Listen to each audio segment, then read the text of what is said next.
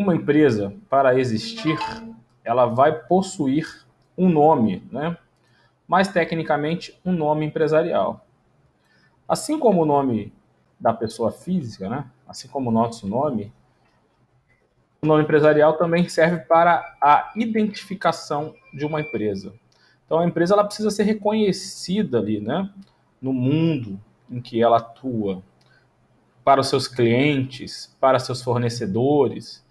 Então, ela vai, ao ser formalizada, né, ter que constituir um nome. O nome empresarial ele vai ter requisitos e proteções legais.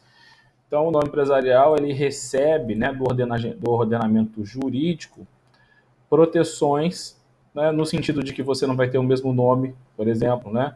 Talvez até mais proteções do que recebe o nosso nome, né? Porque é difícil você achar um homônimo no mundo empresarial, né? E no mundo das pessoas físicas, não, mais comum, não existe essa proteção. A Constituição Federal, né, lá no artigo 5º dos direitos fundamentais, no inciso 29, protege o nome empresarial, né? Vou falar rápido, a gente já viu isso, né? Então, a Constituição Federal, o artigo 5º, ela estabelece como um dos direitos fundamentais a proteção da marca, a proteção da patente, a proteção do nome empresarial. Existem outras leis também que vão disciplinar e regulamentar essa questão do nome empresarial.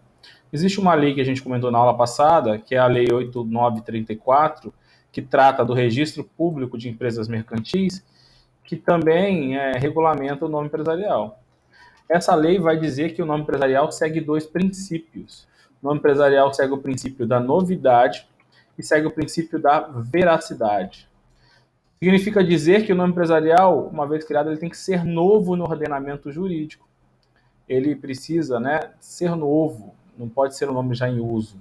Então, quando você vai registrar uma empresa, né, levar aquele ato constitutivo a registro, levar aquele contrato social, levar aquele estatuto, levar aquele, né, requerimento de empresário individual para registro, antes de o registro acontecer, você vai ver uma consulta prévia, vai fazer uma consulta prévia para confirmar se aquele nome é novo no ordenamento jurídico. Não admite-se, né, um nome igual no ordenamento jurídico. A lei diz que o nome tem que ser diferente, né? O princípio da novidade. Que mais que tem a respeito disso, né? O princípio da veracidade. O nome empresarial, quando ele é criado, 1163, de certa maneira, explica o princípio da novidade do Código Civil. O nome empresarial deve distinguir-se de qualquer outro já escrito no mesmo registro. Da mesma forma, né, chamando de princípio, o artigo 34, deixa eu ver aqui. O artigo 33 da Lei 8904 chama isso de princípio da novidade. Ok? O outro princípio é o princípio da veracidade. No empresarial, ele tem que ser real, ele tem que corresponder ao empresário, muitas vezes até o próprio nome do empresário, a gente vai ver isso, ou a atividade que ele desenvolve. Não dá para criar uma coisa que não esteja atrelada de alguma direta ou indiretamente ao empresário. Ok? Princípio da veracidade. Também já vimos, vamos avançar com mais velocidade. Eu tenho, né, ou a lei estabelece, dois tipos de nomes empresariais. O nome empresarial formado pelo nome dos sócios.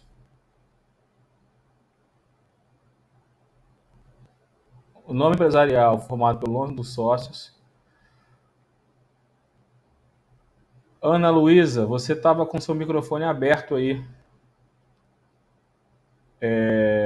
E aí, por isso que eu travei ou foi você que travou? Não sei. Deixa eu ver se fui eu. Tinha alguém que tava. Acho que era a Ana Carolina. No início da aula. Ana Luísa, não. Permitir que os participantes liguem o seu microfone. Tá certo aqui. Não tá travado, não. Vê de novo aí.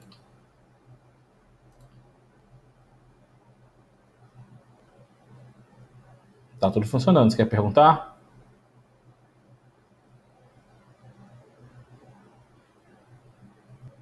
Travou o som, é só o meu? A da Letícia tá normal. Sai e entra de novo.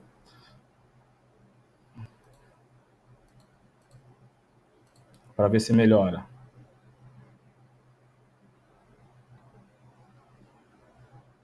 Então, voltando, galera, enquanto a colega vê ali o dela. O seu também travou, Ana Carolina? Tá me ouvindo agora?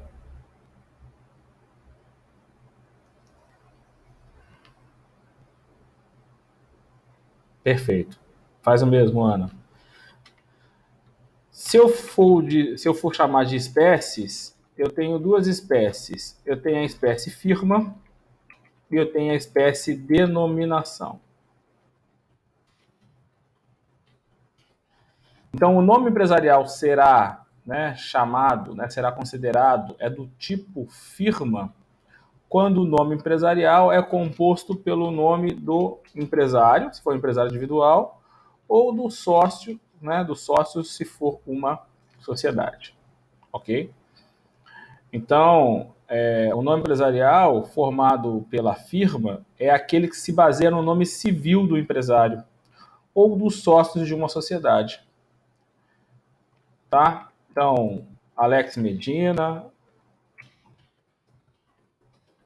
eu posso incluir a atividade que eu desenvolvo, materiais de construção.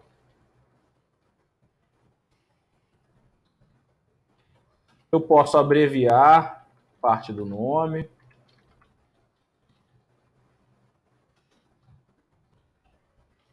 Isso é um nome empresarial do tipo firma individual. Firma é o gênero, né? Que pode ser individual ou pode ser coletivo.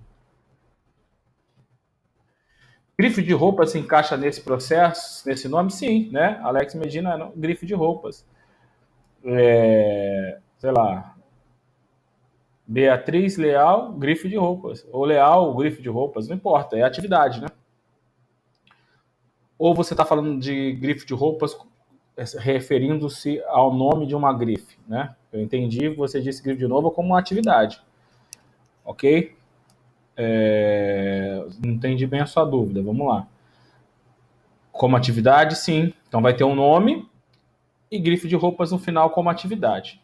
Aí, se aquela empresa, né, que é uma grife de roupas, né, que é da produção, de uma produção de roupas, a grife de roupas, vai se utilizar, né, do nome dos sócios ou do nome do empresário, ou vai poder criar um nome qualquer, não é isso? Um nome inventado que não tenha nada a ver com sócios, aí vai depender do tipo empresarial que foi escolhido pelos sócios, né, ou pelo empresário. Então, ao constituir uma empresa, você vai optar se você vai fazer isso sozinho, né, e se for sozinho, você vai ser um empresário individual.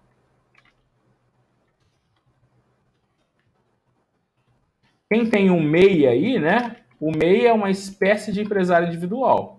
Então, quem tem um MEI, o nome empresarial do MEI é o nome do próprio empresário. Ok?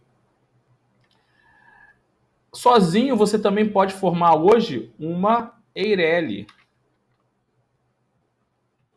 que é uma empresa individual de responsabilidade limitada.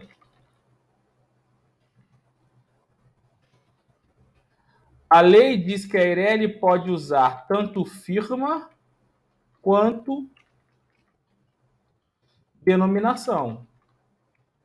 Então, ao constituir uma EIRELI, você vai poder optar em colocar o seu nome ou inventar um nome e denominar. Só que tem requisitos para constituir uma EIRELI. A gente vai ver na aula que vem, né? Você precisa de 100 vezes o valor do salário mínimo para você montar uma EIRELI. Você precisa ter o capital todo integralizado, né?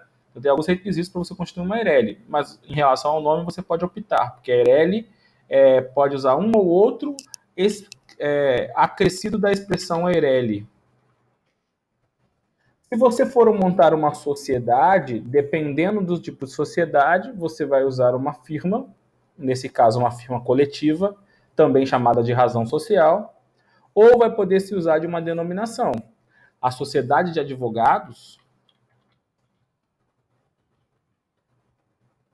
funciona, opera sobre razão social, que é a mesma coisa que firma, né? Coletiva. Então, nome empresarial é o gênero, espécie é firma e denominação. E a subespécie é firma individual e firma coletiva, que é igual à razão social. Ok? Se você for montar uma sociedade limitada, a LTDA, você vai poder usar tanto a firma quanto a denominação. A lei permite que você use os dois, né? Igual acontece com a ERELI. A única coisa que a lei exige é que você acrescente ao final a expressão limitada, por extenso ou abreviado. Então, muitas das vezes, quando você monta uma empresa, aquelas expressões limitada, ERELI, SA, né, que possuem ao final, são obrigações que a lei determina para que identifique o tipo de atividade, o tipo de empresa, ok? E não se confunde com outras expressões que também você vê acrescida ao nome, que a gente já comentou aqui em sala de aula, que é bom lembrar, que é ME, EPP e agora o MEI, né? Essas expressões ME, EPP e MEI não tem nada a ver com o nome. Na verdade, elas são acrescidas ao nome em razão dessas empresas estarem enquadradas no regime do Simples Nacional, previsto na Lei Complementar 123 de 2006. Também já vimos isso. Então, para as pequenas empresas, né, assim consideradas pela lei a empresa de pequeno porte, a microempresa e agora o empresário individual, MEI, para esses modelos societários, né, empresariais, melhor dizendo, né, que aí abrange societários e individuais, foi criado um regime chamado regime do Simples Nacional, que tem vários benefícios, também já vimos isso. Só que a lei informa, né, determina que ao nome empresarial desses empresários eu tenho que incluir essas expressões que dizem qual é o seu enquadramento jurídico, ok? Então, enquanto o nome empresarial do tipo firma, né, pode ser individual, pode ser coletiva, é formado pelo nome do sócio ou o nome dos sócios, né, do nome do empresário ou o nome do sócio de uma sociedade, melhor dizendo. Na denominação é qualquer expressão, né, que o empresário queira criar, ele é livre, né? Então, linhas aéreas,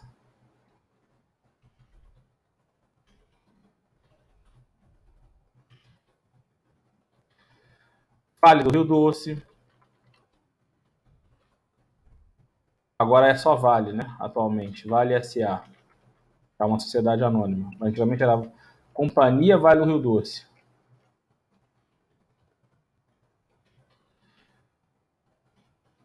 Bradesco SA, né? Poderíamos ficar aqui até amanhã identificando as empresas, né, que possuem denominações. Ok? Também já vimos isso, podemos avançar.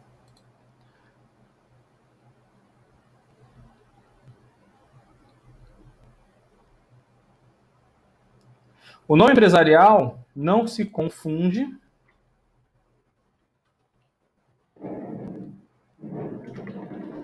ou ele é diferente do nome fantasia.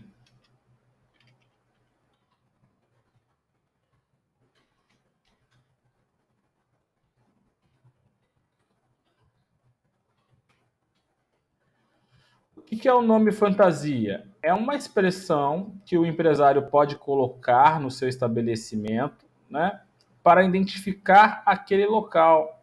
É como se fosse, né, um apelido, né, que o empresário vai usar. O nome fantasia, né, não atribui personalidade ao nome, né? O nome fantasia é um nome mais conhecido, Nome fantasia é uma forma, né, do empresário poder, né, nomear o seu estabelecimento empresarial para que aquele estabelecimento seja conhecido. Só que o nome fantasia não recebe a mesma proteção adotada, né, ou prevista para o nome empresarial. O nome fantasia não se confunde com marca, né? O nome fantasia é o nome do estabelecimento. É diferente do nome dos produtos e dos serviços que o empresário possa ter e possa criar também um nome para esses produtos e serviços, que é a famosa marca. Você estudou no seu trabalho, né? A lei diz que a marca é um sinal distintivo de um produto ou de um serviço.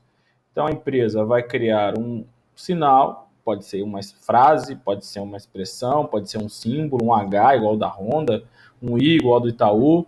Né? Aí você estudou o seu trabalho de marca, você viu que tem marcas nominativas. Né? Então, marcas nominativa é a expressão. Marcas de símbolo, né? Figurativas é a figura, é o I do Itaú, é o H da Honda. E marcas mistas, a expressão junto com o desenho. Aquele Coca-Cola lá, né? Ele é único. Então é uma marca mista. Você viu isso lá no seu trabalho de marca. Então, nome empresarial é uma coisa, nome fantasia é outra coisa, marca é outra coisa.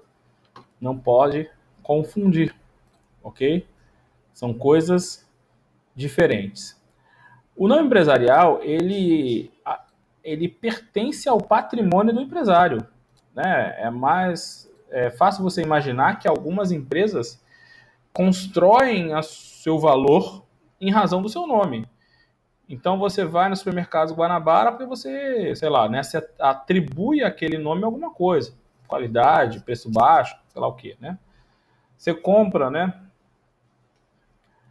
os carros da marca, né, da empresa Honda do Brasil, porque você identifica-se, né, com aquela empresa, talvez por qualidade, duração, boa revenda, ok?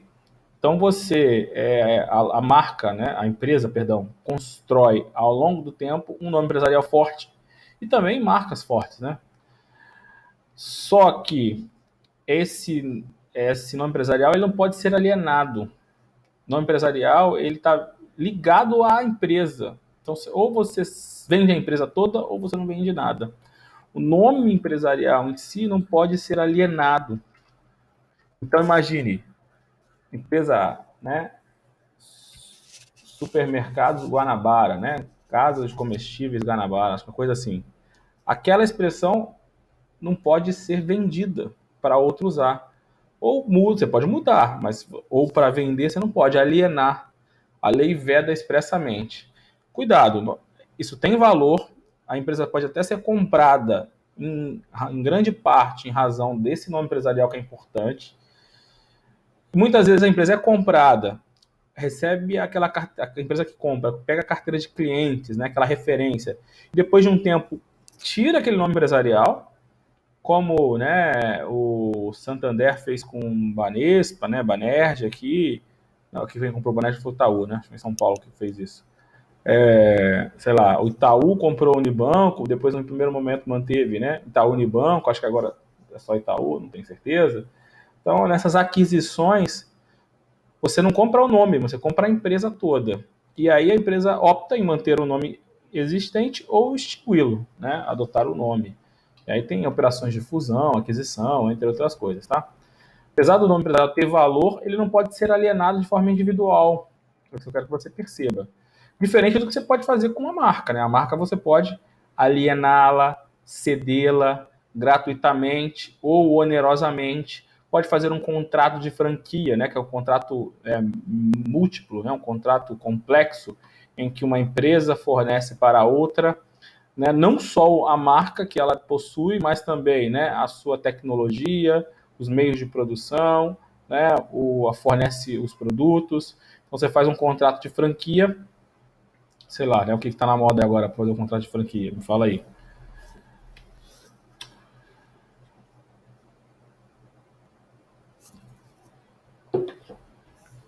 Parabéns, está participando bastante, não é isso?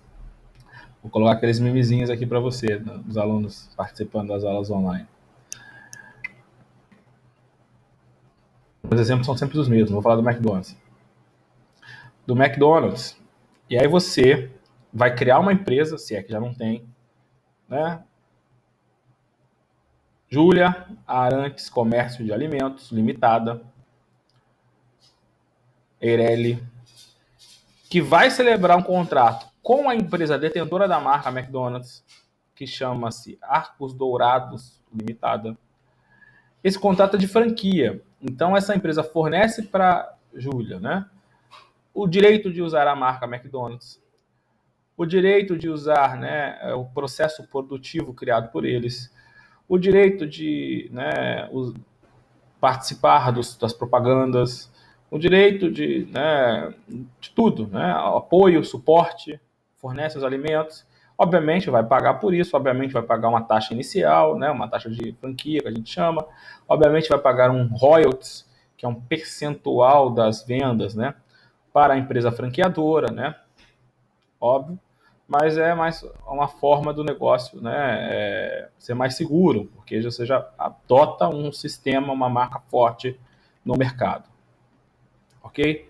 Acho que tudo isso a gente viu, né? Só fiz aqui algumas revisões aqui dos assuntos que são importantes. Próximo assunto que a gente vai entrar hoje são os prepostos. Conhece um preposto? Já foi um preposto? Já ouviu falar de preposto? É muito comum a gente ouvir essa expressão, né? Preposto, quando você vai para uma audiência, né? Audiência no JEC, no Juizado Especial Civil. Já foi? Aí pergunta, o preposto da empresa chegou, né? Alguma coisa assim. Tem alguém aí que é conciliador? Vai falar que tu nunca foi no juizado, nunca foi processar ninguém. Alô, tem alguém aí? Duvido, tem 33 pessoas na sala, nunca ninguém foi no juizado, nunca ouviu falar do preposto. Tem que processar os outros, gente. Como é que o advogado vai ganhar dinheiro? Já foi uma vez, muito bem. Tá perdendo, tá, Thaís? Meu pai já foi preposto. Obrigado, Amanda, pela lembrança. O que seu pai foi? Seu pai foi o representante, né, da empresa. É muito tenso, né? Foi o representante da empresa. Então, o preposto, ele, né, representa a empresa. O preposto, ele faz né, às vezes aí do preponente, né? Preposto é aquele que age em nome de outrem. Esse outrem é chamado de preponente. Preposto é aquele que age em nome de outrem. Esse outrem é chamado de preponente. Ok? É uma espécie de representante, tá? Um representante seria um gênero que eu tenho vários tipos. Tem o preposto, tem o patrono, né, que é o advogado, também que é uma espécie de representante. O preposto ele pode ser um preposto dependente, também chamado de subordinado, que é aquele que tem um vínculo, né, com o preponente, como por exemplo um empregado, um gerente. E o preposto ele pode ser independente ou não subordinado, que é aquele que não tem vínculo. Então é o advogado, é um contador, às vezes é um terceiro contratado. Muito comum, né? Essas empresas grandes, como a TIM, elas contratam um escritório de advocacia para representar e o próprio escritório leva, né, um estagiário, um funcionário, ou às vezes até contrata lá no fórum mesmo, um preposto. Por que isso é preciso? Porque a pessoa jurídica, né, ela não tá presente, ela precisa de alguém para lhe representar. Na verdade, o preposto ele age, né, em nome do representante legal da pessoa jurídica.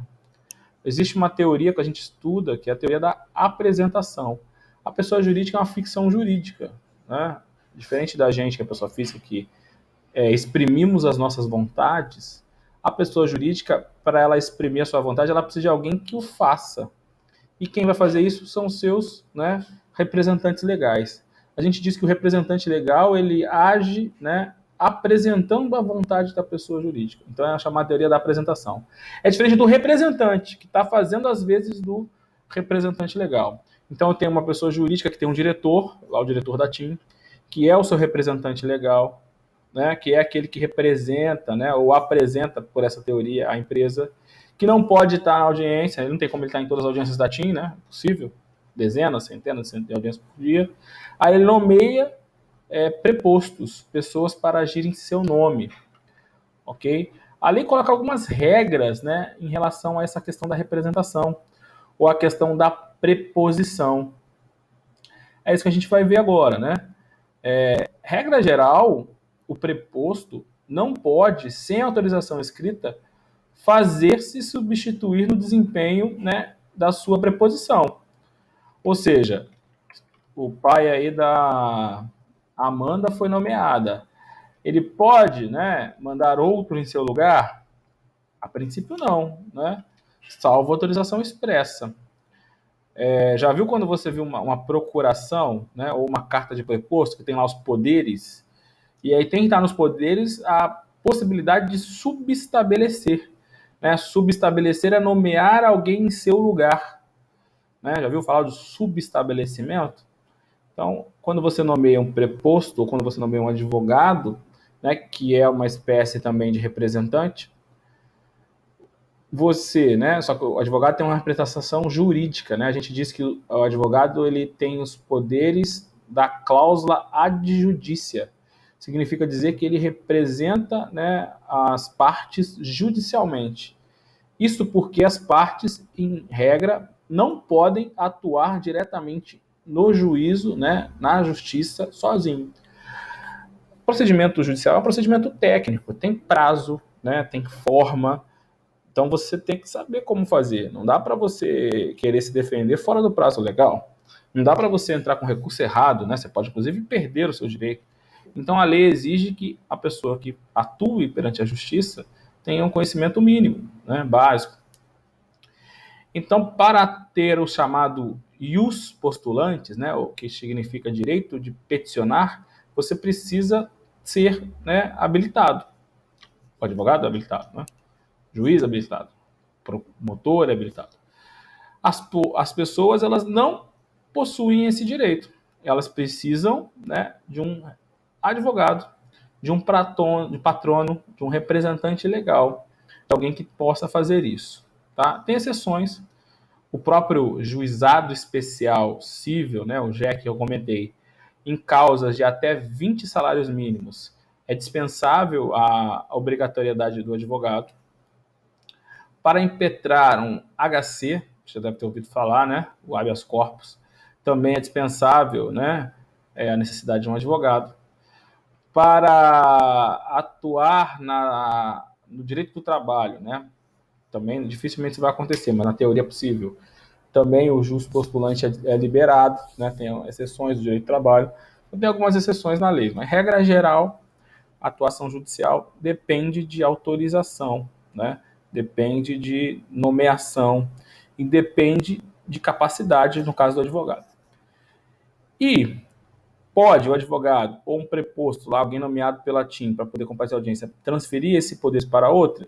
Não, né? A não ser que tenha autorização escrita. E se ele o fizer, responde, né, pelas obrigações contraídas. Certo? Então, isso aí é importante, está no Código Civil. O preposto ele vai cumprir ordens, né? Ele não vai negociar por conta própria, né? Não pode participar, né, dos negócios. Se ele o fizer, ele pode estar cometendo, né, um excesso de poderes e vai responder por isso também. O que mais que diz a lei, né? Imagine que você nomeie um preposto para receber bens, valores, né, papéis. Então, o preponente nomeia um preposto para receber bens, valores ou papéis. Se esse preposto receber sem nenhuma ressalva, considera-se esses bens recebidos. O grande exemplo disso é muito comum é a secretária, né? O porteiro. Então, você deixa autorização para o porteiro receber documentos para você, encomendas, né? Ou a secretária da sua empresa recebe documentos, né? Papéis, objetos para você. Ela, né, se ela não fizer nenhuma ressalva, a entrega dos bens, papéis ou valores considera-se perfeita. Então, ela é uma espécie de preposto também, né? Um preposto com vínculo, um preposto, como a gente disse aí em cima, né? Subordinado, mas ele ou ela, né? Ou o porteiro, tanto faz, vai fazer, né? A vontade de outrem receber os documentos. E se ela receber, tem valor. Então, muito cuidado, né? Com isso. É claro que alguns documentos a lei exige que seja pessoal. Então, por exemplo, a receber um ato de citação.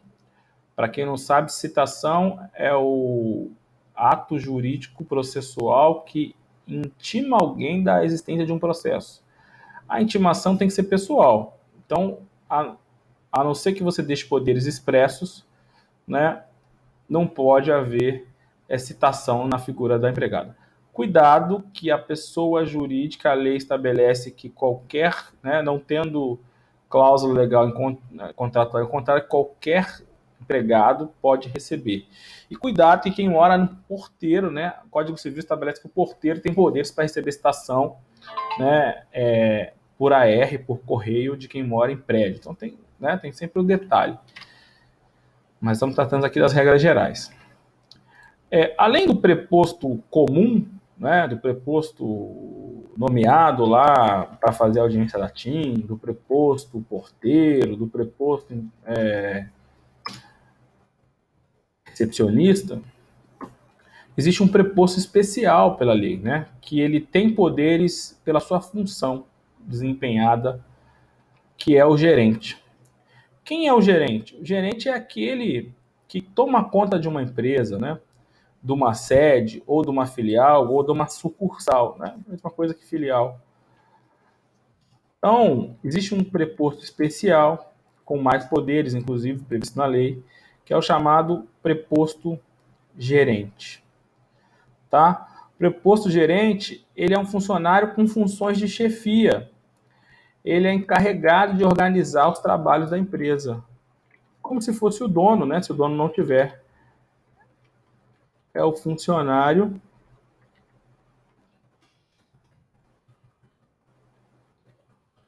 com funções de chefia.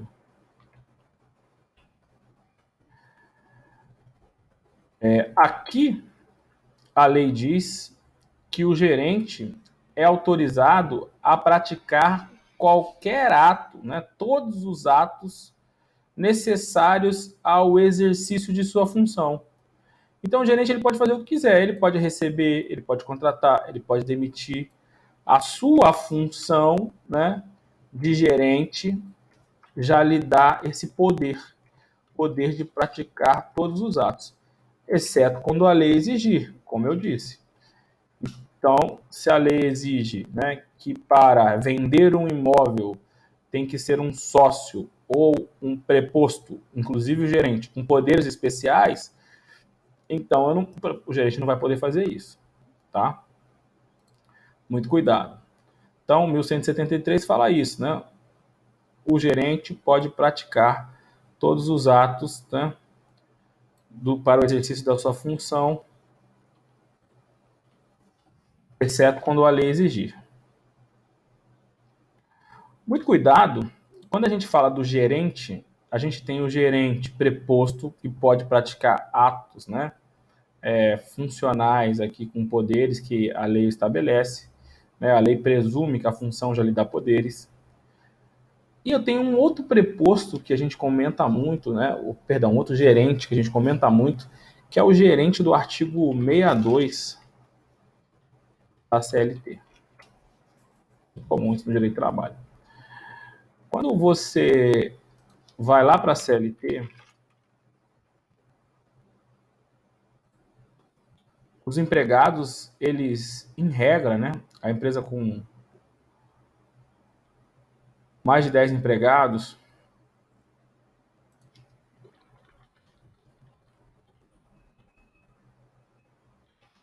tem essa discussão da MP que ia mudar isso, mas essa era a regra até então. Com empresa com mais de 10 empregados, ela precisa fazer o quê? Controlar a jornada de trabalho. Então, a empresa, né, que possui mais de 10 empregados precisa controlar a jornada de trabalho. Artigo 134, parágrafo 2º da CLT. O que é a jornada de trabalho? Como é que a empresa controla a jornada de trabalho? A jornada de trabalho é o período que o funcionário trabalha.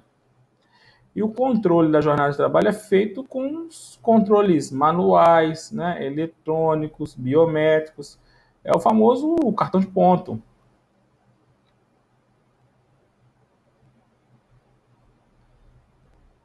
Né? O famoso cartão de ponto. A partir da MP, que virou lei 13.874, a gente passou isso para 20 empregadores. Tá? Antigamente era 10. Artigo 74, parágrafo 2º. Então a empresa controla. Como é que ela faz isso? Através dos cartões de ponto. Aí tem um cartão de ponto manual, aquele que preenche a folha de ponto. Tem aquele cartãozinho cartográfico, que é o mecânico. Agora a gente tem o biométrico, né? Controle da jornada de trabalho. A CLT fala no artigo 62 que alguns funcionários, entre eles o gerente, está dispensado do regime de controle de jornada de trabalho. Pela sua função, a CLT estabelece que esse empregado ele não precisa ser, ter o seu controle de jornada de trabalho. O que pensou o legislador? Um caminhoneiro que sai de manhã, né? O caso do gerente, sim, pelo cargo de confiança, né? Também. Um caminhoneiro que sai de manhã, faz entregas e só volta no dia seguinte. Hoje em dia isso é bem discutível, tá? Porque hoje em dia é muito fácil você controlar essa atividade desse caminhoneiro. Mas antigamente assim não era, né? Lá quando a CLT foi lançada, né?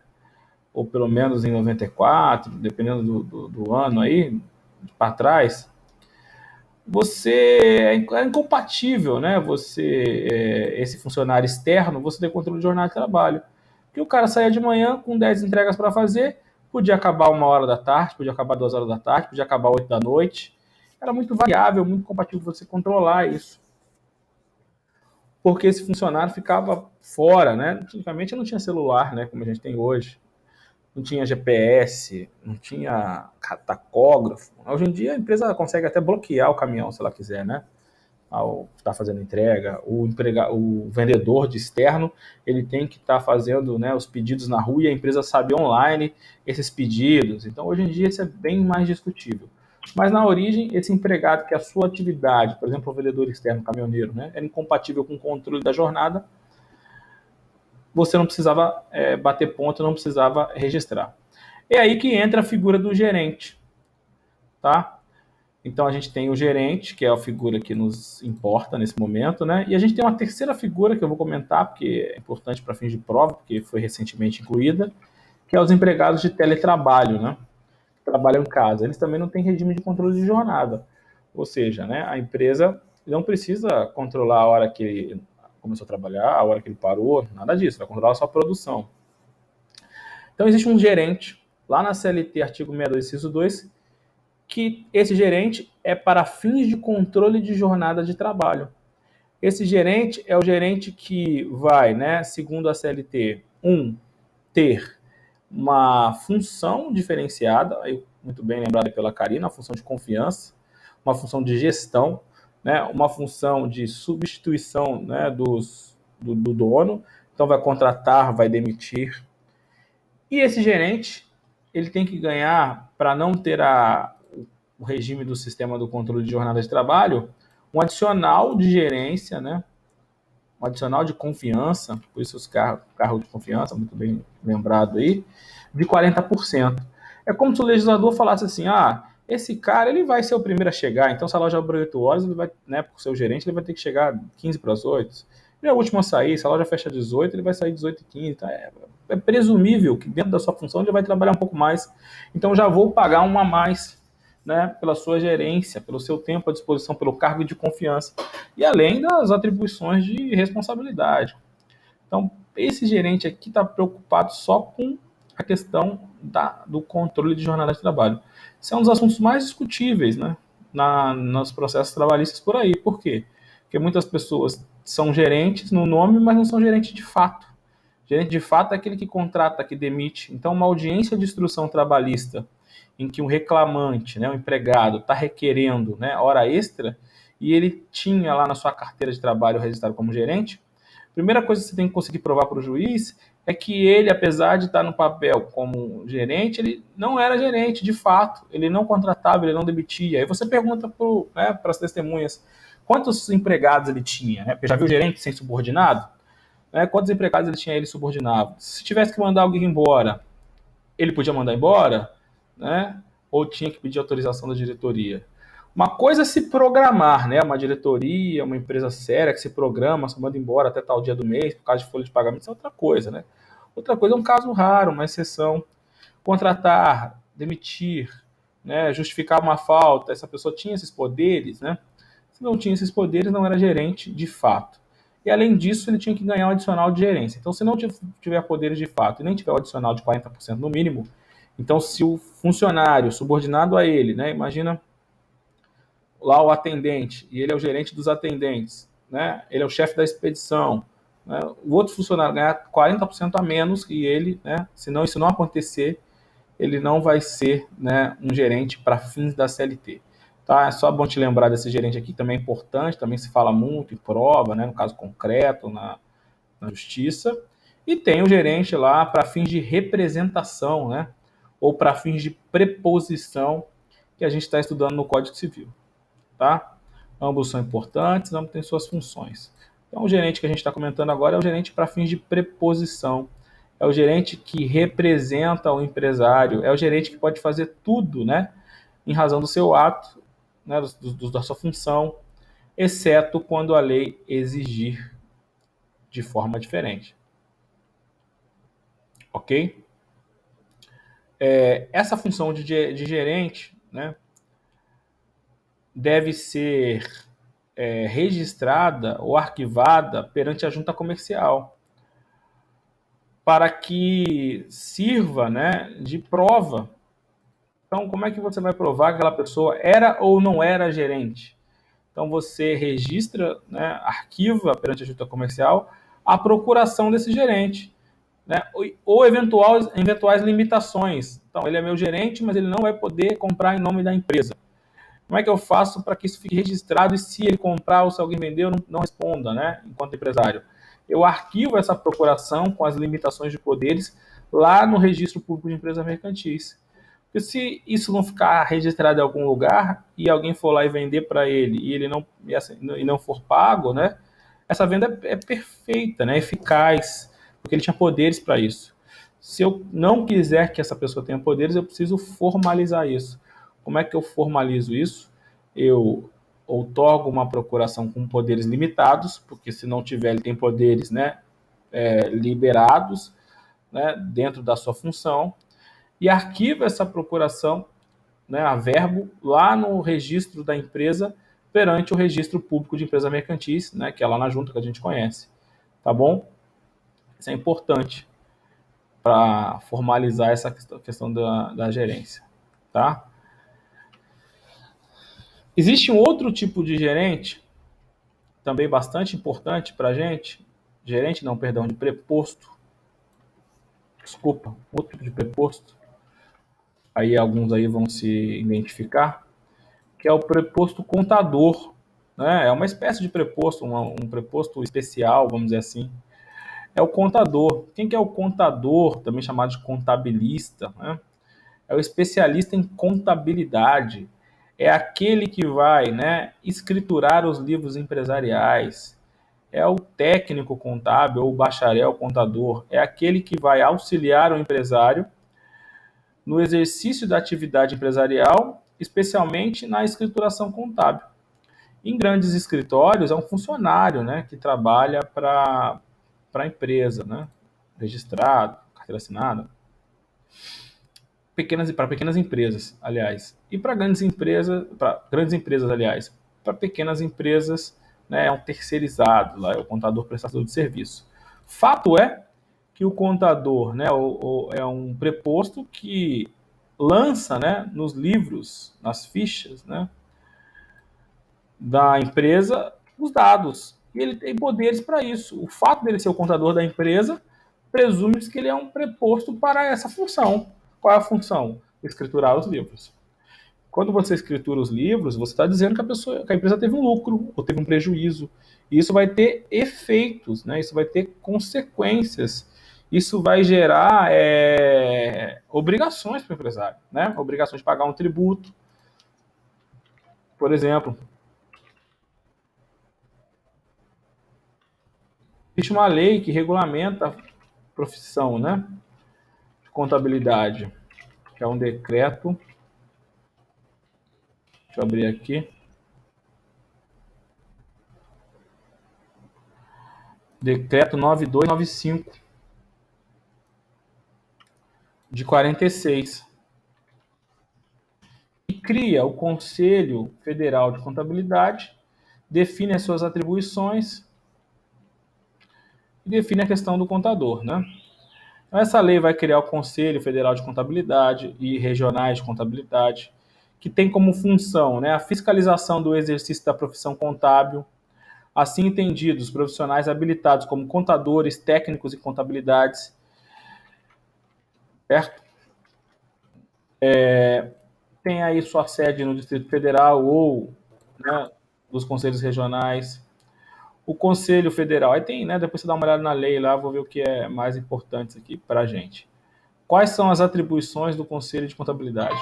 Organizar o regimento, fiscalizar, né, atribuições do Conselho, né, regionais, expedir as carteiras profissionais, examinar reclamações e representações contra serviços prestados, né, por esses profissionais, fiscalizar o exercício da profissão, elaborar, né, controle de relatórios, né, então você dá uma olhadinha lá, vou ver o que é importante aqui para a gente. O que o contador, né, quais são os trabalhos técnicos privativos desses profissionais? A organização e execução do serviço de contabilidade em geral, a escrituração de livros obrigatórios. Então, se a empresa tem um livro caixa, um livro razão, né, um livro diário, são todos livros que devem ser preenchidos conforme as regras internacionais, inclusive de contabilidade. Cabe a esse profissional fazer, né, uma perícia judicial, extrajudicial, nos balanços. Ah, teve uma fraude aqui, sumiu o dinheiro, o que aconteceu? Isso que vai avaliar todas as entradas, as saídas, né, os registros, para ver aí, né, onde houve o desvio ou não dos recursos. E ele é o responsável por por essas verificações, tanto no lançamento profissional quanto na verificação de uma perícia contábil, por exemplo. Ok? Então, esse profissional aí muito importante, né, responde aí pelos seus atos e ele é, né, na verdade, uma espécie de preposto, ok? É um preposto especial. É um preposto, né, em que lança nos livros do empresário, né, do seu preponente, escriturações. Vendeu tanto, né, o espólio, né, é tanto, os bens foram tantos. E salvo comprovada a má-fé, como eu coloquei para você no artigo 1177, o que ele escreve compromete, né, o preponente, né, ou seja, o empresário contrata o contador e o que o contador faz é de responsabilidade do empresário, exceto se ele fizer de má-fé. Parágrafo único do artigo 1177. No exercício das suas funções, os prepostos são pessoalmente responsáveis perante o preponente pelos atos culposos e perante terceiros solidariamente com os atos praticados dolosamente. Então, parágrafo 1º, único do 1177, se o contador ele erra, né, ato culposo, age com imperícia, imprudência, negligência, já viu isso, né?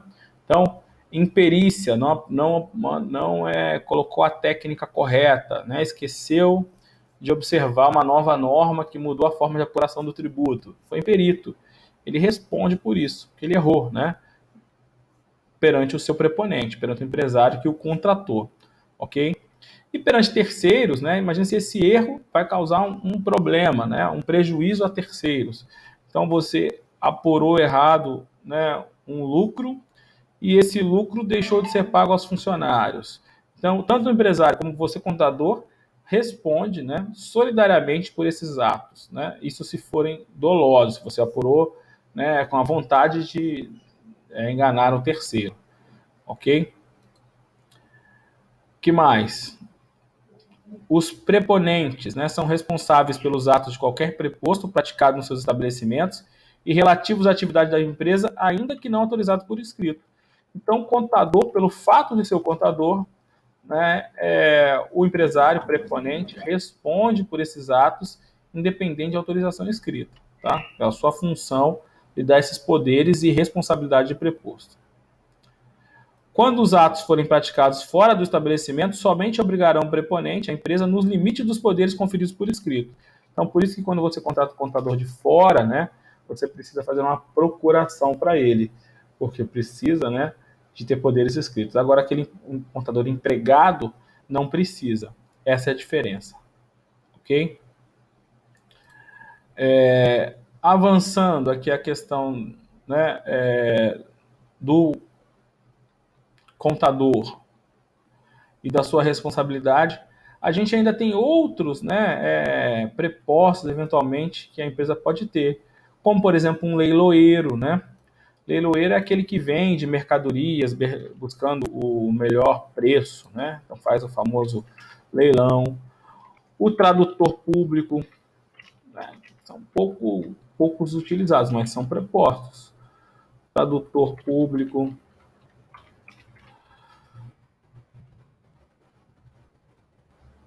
Todas essas pessoas têm que ter matrícula perante a junta comercial. Então, o que faz a junta comercial? Além de controlar os livros, né, além de controlar as inscrições, as alterações do empresário, também controla esses prepostos, né, essas pessoas que atuam no mundo empresarial, como leiloeiro, como tradutor público. Tá? Importante aí para a gente.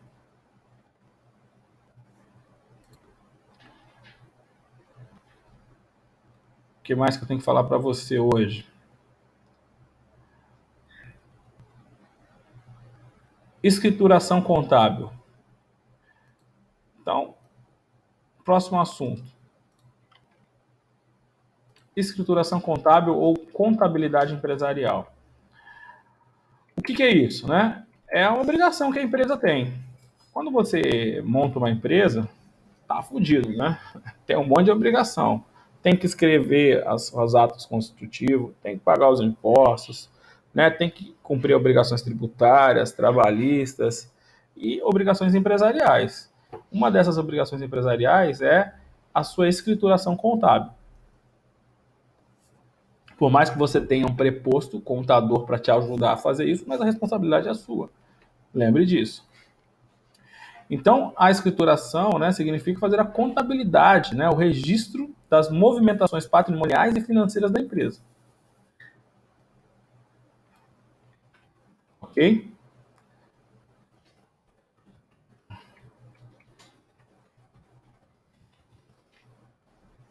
Ok para você. Regra geral, toda empresa tem que fazer isso. Existe até algumas liberações para as empresas no Simples. O que diz o 1179? O empresário e a sociedade empresária são obrigados a seguir um sistema de contabilidade, mecanizado ou não, com base na escrituração uniforme de seus livros, em correspondência com a documentação respectiva e levantar anualmente o balanço patrimonial de resultado. Então, o empresário, a sociedade empresária precisa, né, escriturar os seus livros. Então, ela vai ter que ter um registro, né, antigamente era físico, né, era um livro, hoje em dia é eletrônico, né, fichas mecanizadas, em que ela vai anotar, né, o que vendeu, o que comprou, certo?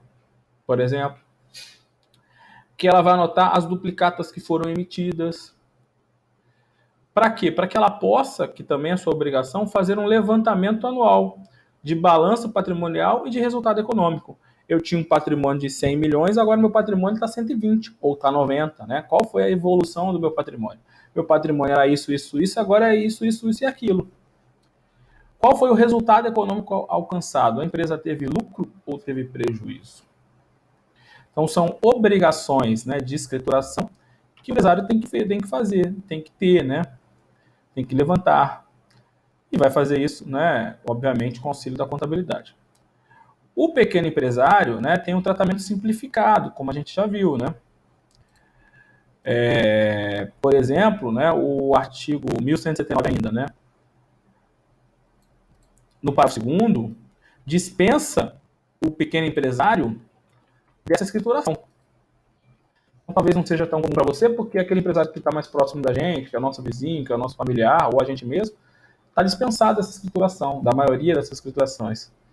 Olha o parágrafo 1º. O salvo disposto no artigo 1180, que é um livro obrigatório de todo mundo, o número e espécie de livros ficam a critério do interessado. Então, ele que vai escolher quais livros que ele vai adotar, se ele vai ter um livro conta corrente ou não. O parágrafo 2º diz: é dispensado das exigências desse artigo o pequeno empresário a que se refere o artigo 970. A gente já estudou o artigo 970 e ele não diz quem é empresário, ele só diz que o empresário vai ter que ter tratamento diferenciado. Quem diz quem é pequeno empresário é a Lei Complementar 123 de 2006, que vai criar o MEI, né, o MEI e o EPP. E aí a gente já viu isso. Então o empresário no Simples Nacional, ele está dispensado dessa escrituração. Ok? O 1180 diz assim: além de demais livros exigidos, então, por exemplo, a lei das duplicatas diz que uma empresa que emite duplicata tem que ter um livro de duplicatas. Então, ela vai ter o controle das duplicatas que foram emitidas, através de um livro. Se eu não emito duplicata, eu não preciso desse controle. A lei da sociedade anônima, né, a lei 6404 de 76, diz que uma sociedade anônima vai ter um livro de emissão de ações. Então, as ações, quando são emitidas, são escrituradas também, porque eu preciso controlar a emissão das ações. Se eu não sou uma SA, eu não preciso, obviamente, ter um livro de emissão de ações. Então, além dos livros obrigatórios, né, exigidos pelas leis especiais, é indispensável o livro diário, certo?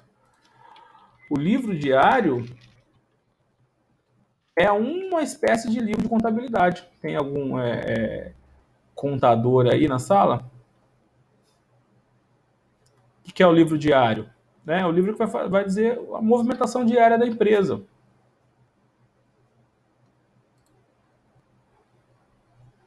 Ok? Então você vai ter ali, né, a movimentação diária da empresa. Se não tiver algum contador aí na sala para explicar melhor, agradeço. Se tivesse também não ia falar, né? Vocês estão participando demais.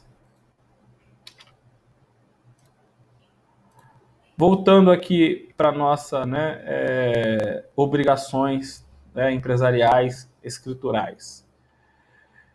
Existe uma lei, né, na verdade é uma norma editada pelo Conselho Federal de Contabilidade, que vai estabelecer quais são as regras, né, que o contador tem que seguir. O que mais que eu já falei? Né? Ele tem que fazer um balanço patrimonial, ou seja, demonstrar como que o patrimônio do empresário evoluiu durante o tempo. Todo ano ele vai fazer esses balanços patrimoniais.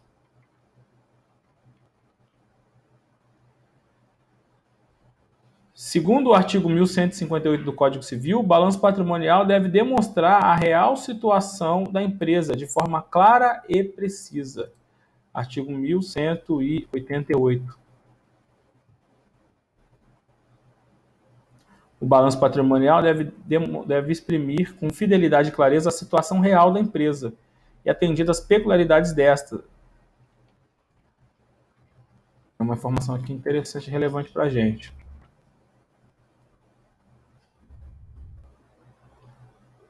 O balanço de resultado, né, ele vai apontar os débitos e os créditos. Demonstrar o lucro, acho que eu já tinha comentado, né? Ou o prejuízo, né? Porque uma empresa, nem toda empresa pode ser que tenha prejuízo. É resultado. O resultado pode ser positivo ou negativo. Pode ser lucro ou pode ser prejuízo.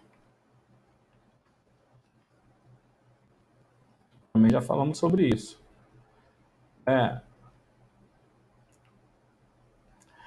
Esses livros, eles são de duas espécies. Eles são classificados como os livros obrigatórios,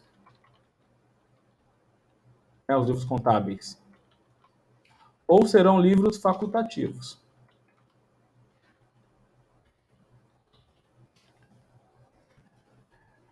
Obviamente, livro obrigatório é aquele que todo mundo tem que ter. E a gente já falou que, exceto as empresas enquadradas no Simples Nacional, MEI, ME ou EPP, o livro obrigatório, né, o livro diário é um livro obrigatório, também conhecido como livro razão, que é aquele que registra todas as operações cotidianas da empresa.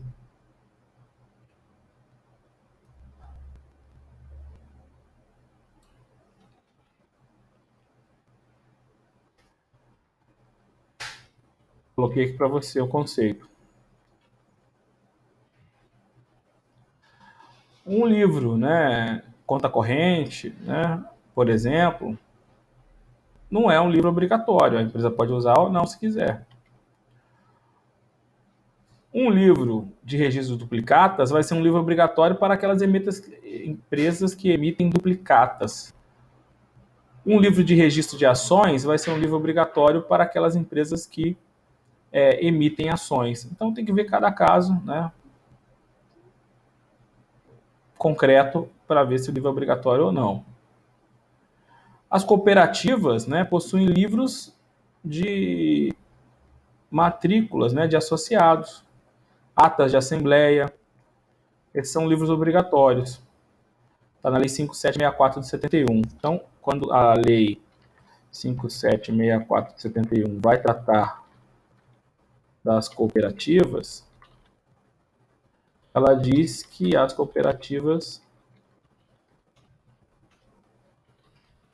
devem ter livros de registro de cooperados, das atas de assembleias,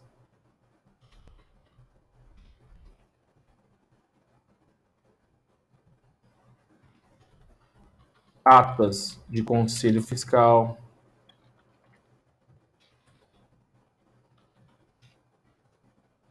Por exemplo. Então, são exemplos aí de livros obrigatórios, né? O fato do livro ser obrigatório, cuidado, não significa dizer que toda empresa tem que ter aquele livro. Então, tem um livro obrigatório que toda empresa tem que ter, ainda assim tem exceção, que é o livro diário ou o livro razão, exceto, né, as do Simples Nacional. Tem um livro obrigatório, né, que eu já disse lá como exemplo, né, do livro duplicata, que vai ser obrigatório apenas para quando a empresa emite duplicata. O livro obrigatório, né, de emissão de registro de ações é só para a empresa que emite ações, é obrigatório para aquela empresa, não para todas. Tá? Isso é importante. E os livros facultativos, que as empresas podem usar ou não. Então, te dei o exemplo do livro de conta corrente, né, que registra as movimentações bancárias. Te dei não sei se eu falei, o exemplo do caixa, né? Então, livros facultativos.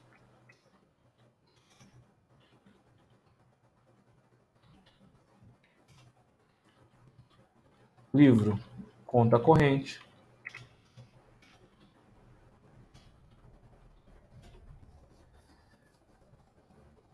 Né? Registra movimentações nas contas, né? Direitos e obrigações, livros caixas,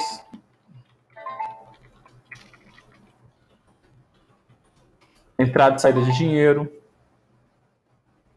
Então, cada empresa vai ver, né, o que lhe importa e o que é obrigatório ou o que é facultativo para ela adotar. Obviamente que antigamente o livro era livro mesmo, né? Você tinha um livro que você comprava na papelaria, preto, encadernado, né? Grosso, bonitinho, assim. E agora você faz fichas no computador e você vai ter o mesmo valor, né? A escrituração eletrônica. A lei diz que esses livros, né, essas fichas, elas devem ser levadas às juntas comerciais para autenticação. Significa dizer que você vai levar aquele livro, essas fichas para a junta, e ela vai confirmar se os requisitos legais estão presentes, se ela cumpriu, né, as regras legais. E esses livros autenticados perante a junta comercial são provas em favor do empresário. Então o empresário está dizendo que teve prejuízo. Ele tem um livro escriturado e levou para a junta que está autenticado. Teve prejuízo. Isso é prova que ele teve prejuízo. Né? Aquele livro, cumpridos os requisitos legais, são prova em favor do empresário.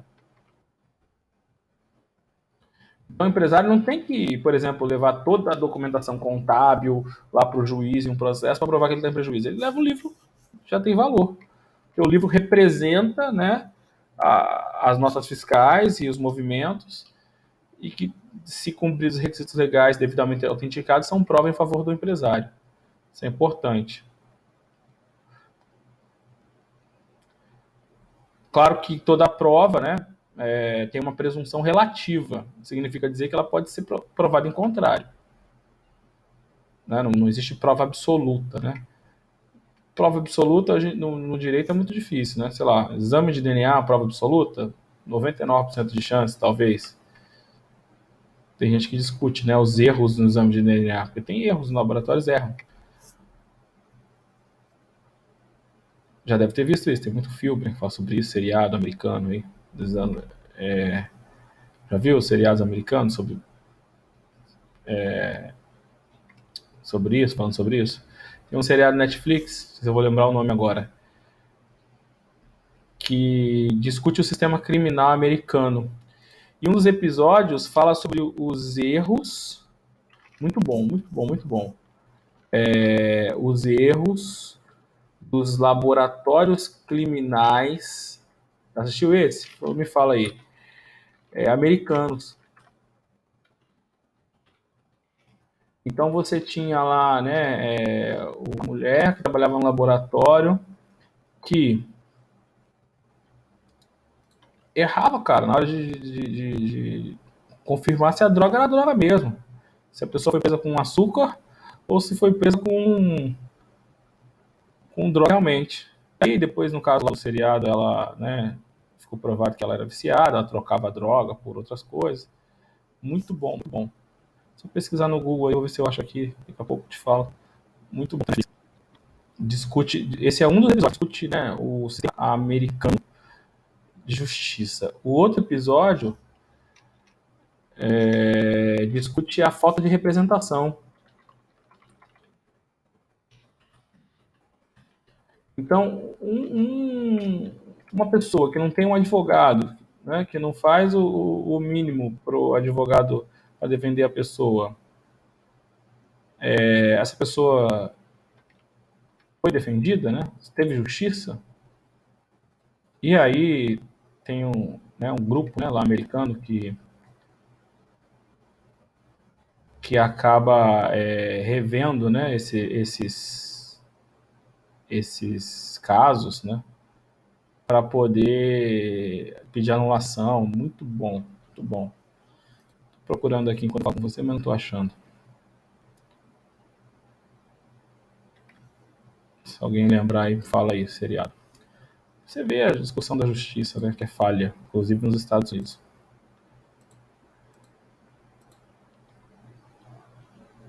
Então, meu povo, né, é isso, tá? Escrituração dos livros.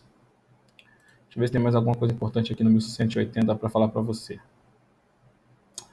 Os livros são sigilosos, né? Então, o juiz ele não tem que tomar um pouco de cuidado, porque você pode ter né, os livros contábeis, assim como a questão fiscal, ela é sigilosa. Significa dizer que as pessoas não podem ter acesso. Então, se um concorrente pega o seu livro e vê que você compra a matéria-prima ali, compra a matéria-prima lá, né, usa tal de tal produto, ele pode descobrir o segredo da sua produção. Né? Isso é protegido. Então, os livros contábeis são sigilosos. Então, as pessoas não têm acesso, não podem, né? Só o juiz que pode liberar. O juiz só poderá autorizar a exibição integral dos livros e papéis de escrituração quando necessários para resolver as questões relativas à sucessão, comunhão da sociedade e administração, ou à gestão da conta de outrem, ou em caso de falência. Então, só nessas hipóteses, regra geral, né, quando eu falo de livros contábeis, eu estou falando de sigilo. Sigilo. Pois, né, tem ali o segredo empresarial envolvido. Então, muito importante lembrar disso, né? Do sigilo. Para a gente finalizar, né, hoje em dia a gente está falando muito de contabilidade eletrônica. É o terror dos contadores, né? O terror dos empresários, é a chamada contabilidade eletrônica. Então, a Fazenda Pública, né, ela está, né, criando um sistema público de escrituração digital. É o chamado SISPED. Já ouviu falar? Desde 2007, esse sistema vem sendo implantado, evoluindo, né, e a tendência é unir, né, todas as informações do empresário nesse sistema. Então, você tem um certificado digital que vai, né, ser a assinatura do empresário. Você tem, né, a legislação tributária que vai ser observada. Então, toda a escrituração contábil passa a ser nesse sistema. Isso assim, é bom no sentido que é mais, né, eletrônico, mais moderno, talvez mais fácil, mas é ruim que não dá para o empresário esconder mais as informações do fisco. Né? Essa escrituração contábil, né, vai estar lá a escrituração real e para fins de apuração de tributos, pagamento de impostos. Um outro sistema de escrituração bem questionável, né, que é o e-social, atual também, né, o e-social. É um sistema de escrituração digital de obrigações fiscais, previdenciárias e trabalhistas. Então, todas as informações dos seus empregados, né, previdências, você tem que informar nesse sistema que é o chamado e-social. O e-social vai conter, né, a quantidade de empregados, a função, salário, entre outras coisas. E o sistema está em implantação, né? Isso já sabe. Aí esquece o nome da mãe, dá erro, trava tudo. O pessoal da contabilidade está sofrendo aí com essas mudanças. Graças a Deus, né? A gente só escuta dizer. Tá, então fechamos aqui esse assunto, né, da escrituração contábil. Falamos do SISPED, falamos do e-social. Também tem as notas fiscais eletrônicas, né? Que hoje também são uma realidade da escrituração contábil. Então você emite agora, né, não mais uma nota em papel, mas sim uma nota eletrônica, né? Ou seja, você vai entrar no site da Receita Federal e emitir um documento que tem o mesmo valor legal. Também é uma novidade, né, nesse mundo. Tá? Muitas vezes, dependendo do tipo de empresa, antes da emissão da nota, você emite um DANF, né? É um sistema de controle de documento auxiliar de nota eletrônica. Também é outro documento aí conhecido para esse mundo. Tá? Assim, não tenho muito o que falar, até porque não é na minha área, esse aqui tá ali, né? Estamos falando, né, ou dialogando com a área de contabilidade.